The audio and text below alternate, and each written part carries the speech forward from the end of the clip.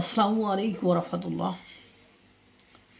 বাংলাদেশকে কিছু ডোজ হয়তো বা ভারত দেওয়ার পরিকল্পনা করছে। এই ডোজ দেওয়ার পরিকল্পনা করছে বা ডোজ খাওয়ানো প্ল্যান প্রোগ্রাম হয়তো বা কোনো একটি সংগঠন, তুরস্ক, তারপর পাকিস্তানের সংগঠনের সাথে মিলে যাতে বাংলাদেশের ভারতের দেয় সেই প্ল্যান প্রোগ্রাম হয়তো বা করে ফেলেছিল।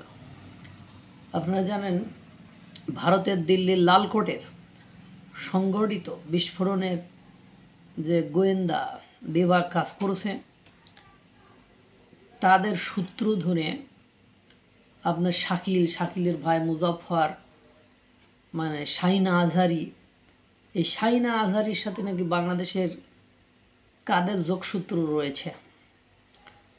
এখন এই শাকিলের ভাই মুজাফফর সে নাকি তুরস্কে অথবা ভারতে অথবা আফগানিস্তানে অবস্থান করছে, এরকমও কথা উঠে আসছে বা এরকম সাসপেকশন সন্দেহ করা হচ্ছে। এখন বিভিন্নভাবে সেই দিল্লির বিস্ফোরণের সংগঠনের পরে বিভিন্ন সময় যারা গ্রেপ্তার হচ্ছে বা হয়েছে, তারপরে যাদেরকে সন্দেহ করা হচ্ছে, কোনো না কোনো ফরম্যাটে আপনার বাংলাদেশের নামটা চলে আসছে। আর এবার ইন্টারপোলের দ্বারস্থ হয়েছে ভারত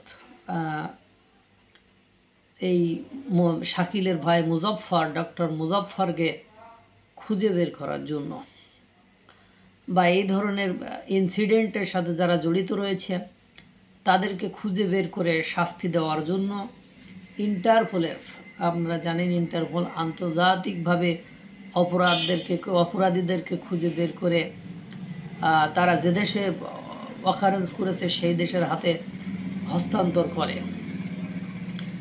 আমি কেন বললাম বাংলাদেশকে ঝামেলা করবে, কারণ দিল্লির লালকেল্লায় সংগঠিত এই বিস্ফোরণের যে 3টি দেশের নাম উঠে আসছে স্পেসিফিকভাবে, বিশেষভাবে যারা ঘটনাটি ঘটিয়েছে বলে দাবি উঠছে, একটি তুরস্ক আর একটি হলো পাকিস্তান।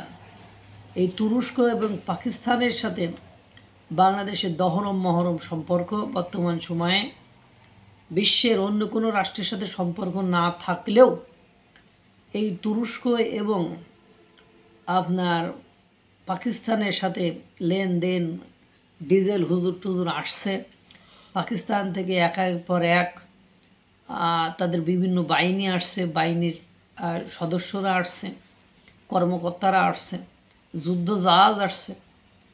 তারপরে তুরস্কের সাথে কী যেন ড্রোন ফ্রোন কি তৈরি করবে, এসব কমিউনিকেশন হচ্ছে।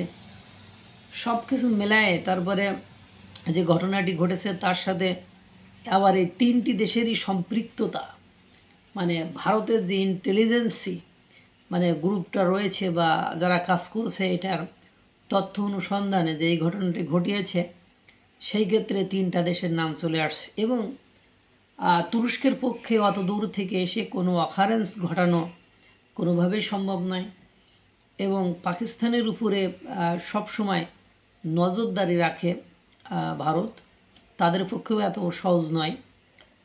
বাংলাদেশের ক্ষেত্রে একটু সফট কর্নার থেকে দেখা হয়, এবং বাংলাদেশ হলো ভারতের বাংলাদেশের চতুর্দিকেও 3টা দিকেই হলো ভারত অবস্থান করে।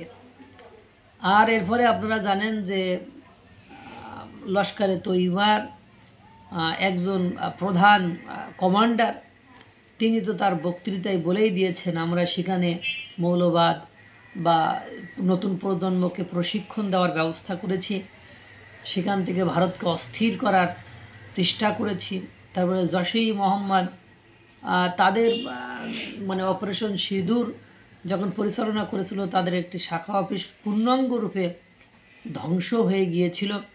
সেই প্রতিশোধ দেওয়ার জন্য জশই মোহাম্মদের এই গ্রুপটি আবার কাজ করেছে বলে ধরা হচ্ছে। তারপরে বোঝা গেল যে এখন যে কোনো ঘটনা ভারতে ঘটাতে হলে তারা সেন্টার পয়েন্ট হিসেবে বাংলাদেশকে ব্যবহার করতে চেয়েছে, যার ফলে বাংলাদেশের উপরে, আর আপনারা জানেন যদি কোনোভাবে অমিত শাহ, অজিত দোভাল, তারপরে রাজনাথ সিং এবং নরেন্দ্র মোদী তারা বলেছে এই ঘটনার সাথে, মানে জিনিসটা আমি বলছি, এই ঘটনার সাথে যে বা যারা সম্পৃক্ত তাদেরকে যথোপযুক্ত শাস্তি তারা দিবে।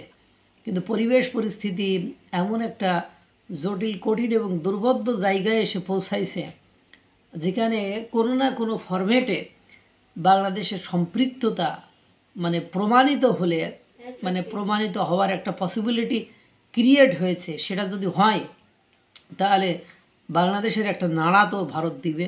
ইতিমধ্যে আপনারা জানেন ত্রিপুরার যিনি রাজা, তিনি একটা ম্যাপ প্রকাশ করেছে, মানচিত্র প্রকাশ করেছে, গ্রেটার ত্রিপুরা।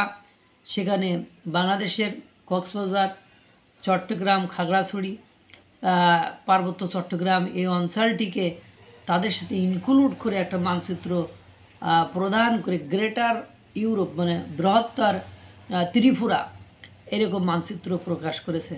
তাহলে বোঝাই যাচ্ছে যে ভারত কোনো না কোনো ফরম্যাটে, তারপরে ভারতের যে প্রস্তুতি, তারা তিনটা জায়গায় একেবারে বাংলাদেশের সীমান্তের কোল ঘেঁষে ঘাঁটি স্থাপন করেছে এবং বাংলাদেশ, তুরস্ক এবং ভারতের শত্রু তুরস্ক এবং পাকিস্তান, ভারতের শত্রু পাকিস্তানের সাথে বাংলাদেশের যে ইন্টিমেসি বা যে ঘনিষ্ঠতা, এই ঘনিষ্ঠতার কারণেই এই মানে হামলার বা এই বিস্ফোরণের সাথে আবার তাদের সম্পৃক্ততা সব কিছু মিলিয়ে মনে করেছে আমরা শান্ত আছি, ভালো আছি, আমরা কিছু করি নাই। কিন্তু কোনো না কোনো ফরম্যাটে মনে হচ্ছে বাংলাদেশ মনের অজান্তে মানে না চাইতেও মানে জড়িয়ে গিয়েছে, যার কারণে ভারতের একটা নাড়া তারা হয়তো বা খাইতে যাচ্ছে। আল্লাহ তাআলা সকলকে ভালো রাখুক, সুস্থ রাখুক। আসসালামু আলাইকুম ওয়া রাহমাতুল্লাহ।